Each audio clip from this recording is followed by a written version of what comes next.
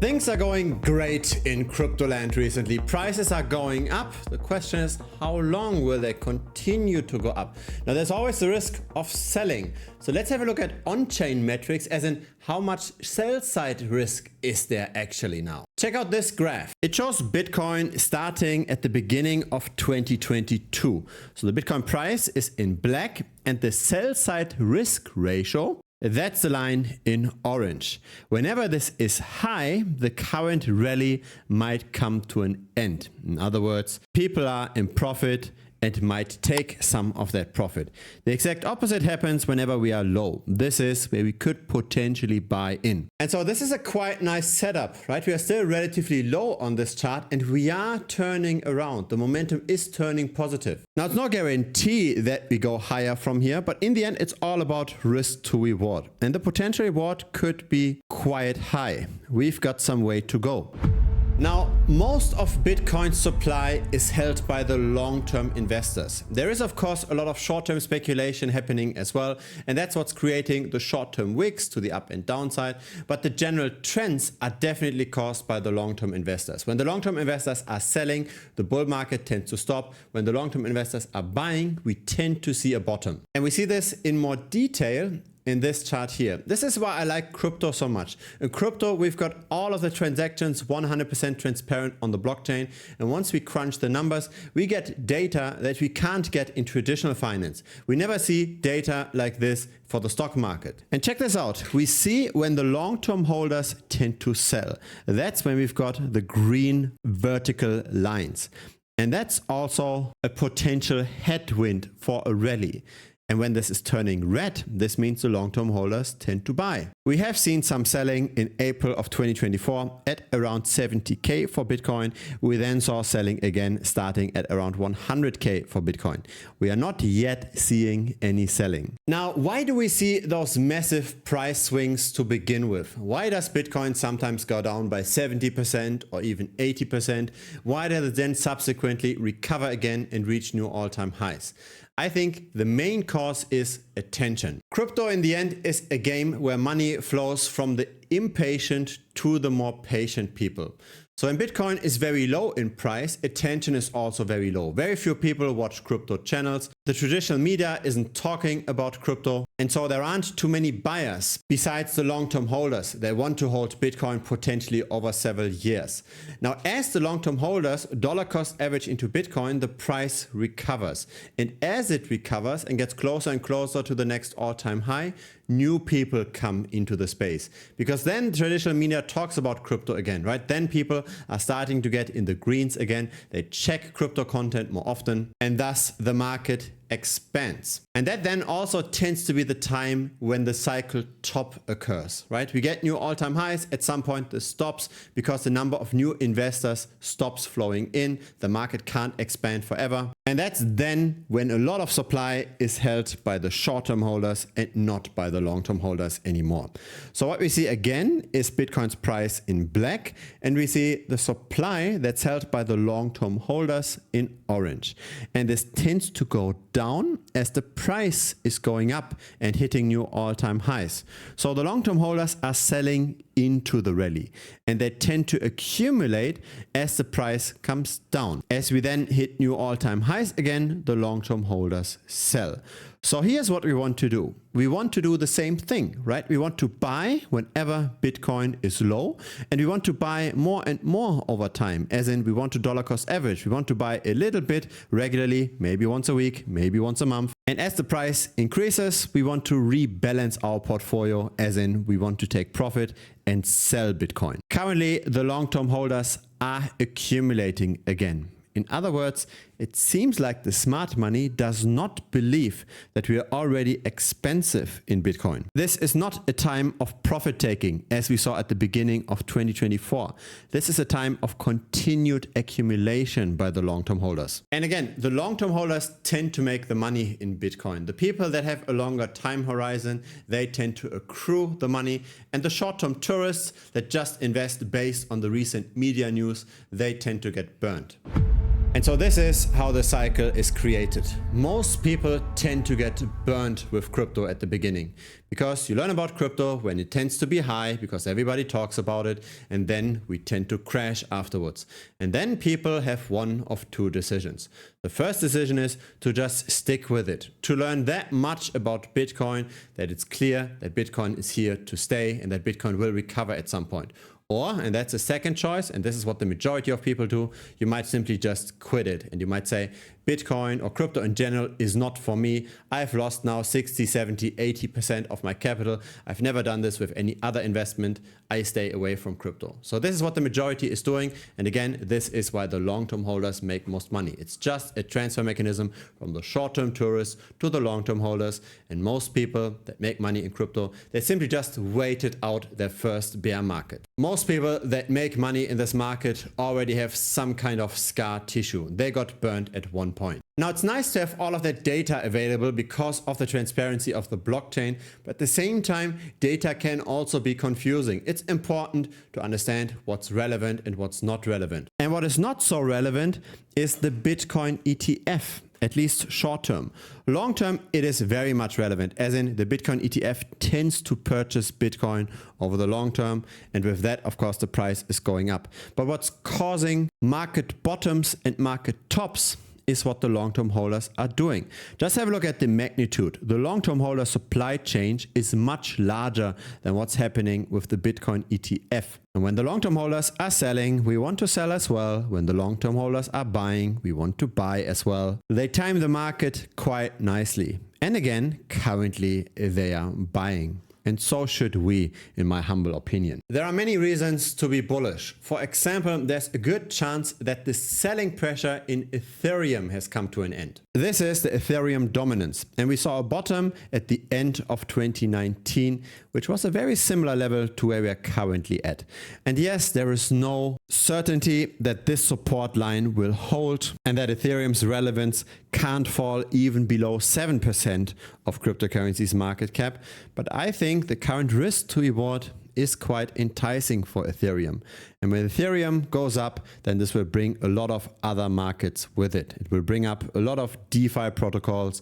It will bring up a lot of risk on assets as well. 3, 4, 5 years ago, it wasn't really clear where crypto is headed. As in, there was still the real risk that Bitcoin might get outlawed altogether, that the US government doesn't like BTC. And if that had happened, then onboarding and offboarding to the asset class would have been way harder. Europe probably would have followed, and all things would have been way worse. While there are still a lot of areas within crypto that aren't yet 100% clear, the industry as a whole is very likely going to stay, right? We've got publicly listed companies, we've got the Bitcoin ETF, etc. And so Wall Street notices this as well. The risk for Bitcoin is way lower. However, it's still an asset class that outperforms everything else. There is still adoption happening. The increased adoption leads to outperformance long term.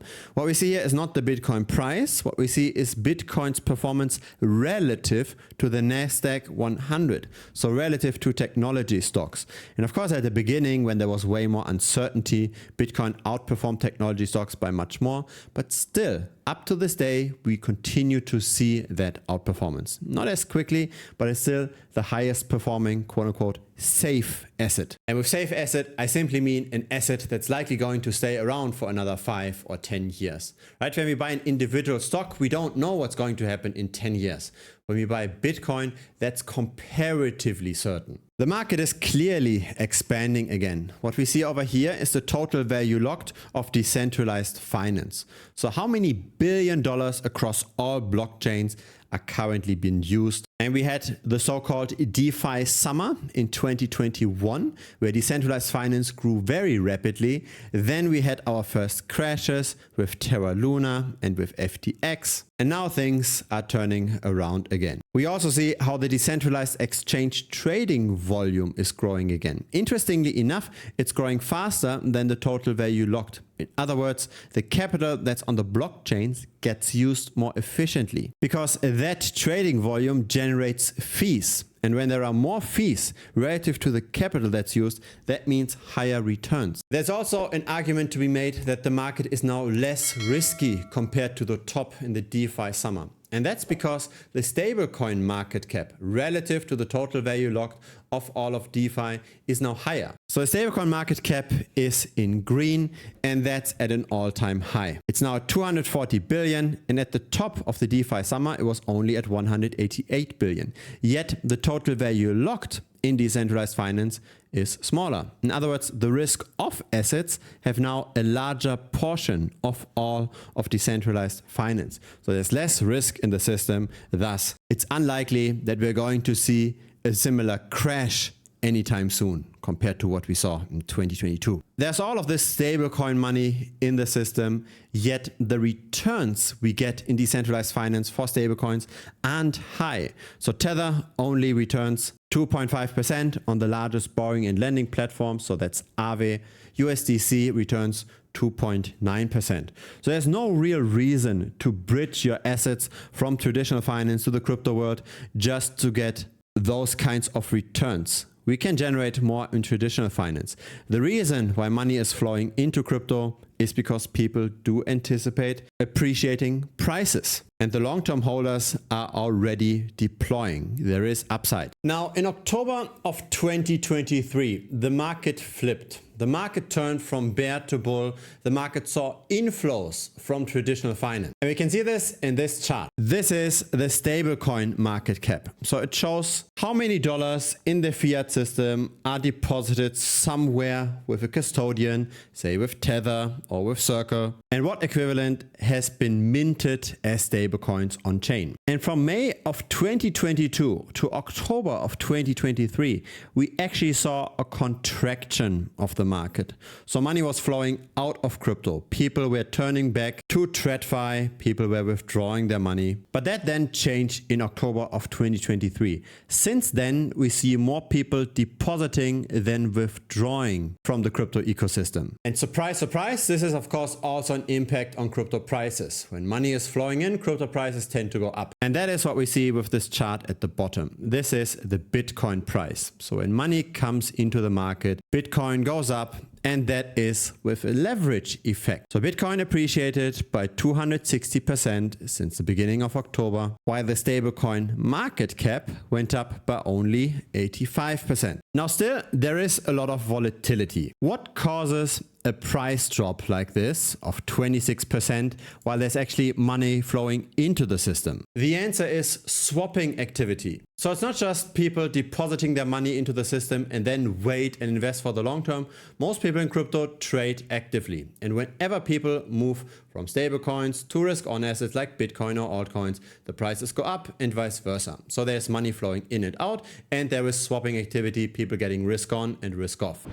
Now we can use that data because we can have a look at how much of the entire cryptocurrency market cap is currently in stablecoins. When most people have swapped into stablecoins, the stablecoin dominance, so the percent of all of crypto that's in stablecoins, that's pretty high. When a lot of people have deployed their stablecoins, then the stablecoin dominance is low and the crypto prices are high. So check this out. This is the stablecoin dominance, and this is much more volatile than the stablecoin market cap. And at the peak, 19% of all of cryptocurrency's market cap was just stablecoins. So that's when people are very much risk off. And that's then also when the Bitcoin price tends to be low. As stablecoins get deployed into risk-on assets again, the Bitcoin price tends to go up. Now, in the last 1.5 years, we tended to trade in a range. So that's between 9% stablecoin dominance to 5% stablecoin dominance. And if this is now coming back down again, as we have seen in the last few days, then crypto prices will go up. Let's work with the assumption that we see the exact same development of people deploying their stablecoins again as we saw in November of 2024. So let's overlay this. If we take this time frame and we look at the Bitcoin price development during that time, then we can overlay this to the price today. And we're getting to a potential upside of somewhere between $130,000 to maybe even $150,000 per BTC. And so this is, I think, the most likely scenario. I think most people have this backwards. There are too many comparisons made with traditional finance and the crypto ecosystem, as in when the money supply is going up or when the Federal Reserve is lowering interest rates, that's when money is loose and that's when crypto prices should go up. But I don't think the link is that strong. I think the link is much stronger for how much money is currently on the sidelines already within crypto. We know that the crypto ecosystem as a whole is expanding, right? The stablecoin market cap is going up, and that obviously matters. And at the same time, we also see that a lot of that stablecoin money is not yet deployed, but is ready to get deployed. And so if we work with that scenario, if we say, okay, a lot of that money might get deployed if times get a bit brighter, should we just go now and buy all kinds of random altcoins? I am not so sure, because here's the counter story to all of this. The Bitcoin dominance continues to go up. So as a fraction of all of crypto, Bitcoin becomes more and more important. Bitcoin tends to outperform most other assets.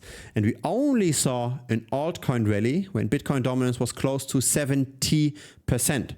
So when only 30% of the cryptocurrency market cap was in the alts, that's when the alts were cheap enough to subsequently make a rally. And we are not yet there. So just building a portfolio of altcoins is probably not going to cut it just yet. Here is what I'm doing instead. I'm looking at what are other influencers and other heavyweights buying. So we track various important wallets and we see, for example, how the Pepecoin team or the Base AI team is accumulating the KEK token. And that's happening at a very small market cap, only 3.2 million. We got notifications for all of those purchases, and though the price just continues rising. We still need an edge in this market. We can't just buy any random altcoin, but the market is expanding. It does make sense to take some risk on bets now. Now, since crypto cannot create money out of thin air, it's still a player versus player game. And so if you follow the insiders, if you follow the people that traded well in the past, we have an edge. For example, over here, we've got 33 wallets that we track by the Crypto Banter group. They've got 1.16 million subscribers on YouTube. Or we are tracking 12 wallets by Alex Becker. He's got 1.6 million subscribers. Or check this out, Brian Young. We have 5 of his wallets and he's got 2 million subscribers. So there are two components to this. First, those influencers tend to get information relatively fast. They tend to beat the market. But secondly, they might also have an impact on the market.